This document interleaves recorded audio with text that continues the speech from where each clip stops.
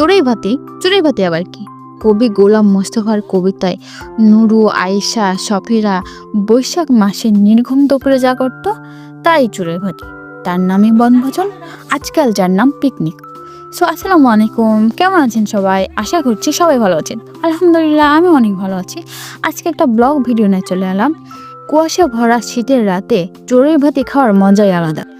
চড়ুই ভাতি কথাটা মনে হলে বুকের ভেতর খামচে ধরে ছোটবেলার স্মৃতি। আমরা যারা গ্রামে বড় হয়েছে তাদের কাছে চড়ুই ভাতি কথাটি নতুন নয়। তো আজকে আমাদের চড়ুই ভাতির রেসিপি ছিল মুরগির মাংস, মুড়িঘণ্ট আর ধোয়া ওঠা সাদা ভাত। এখানে ছোট থেকে বুড়ো সবাই অংশগ্রহণ করেছিল। যাই হোক, সকাল থেকে টাকা তোলার তোড়জোড় শুরু হয়ে গেল। এবার আসলো বাজার করার পালা। একজন চললো বাজার করতে। বাজার শেষ করতে করতে বিকেল হয়ে গিয়েছিল। তারপর কাজ সবার ভিতর ভাগ হয়ে গেল। কেউ মুরগি কাটছে, কেউ বা শিলপাটায় মশলা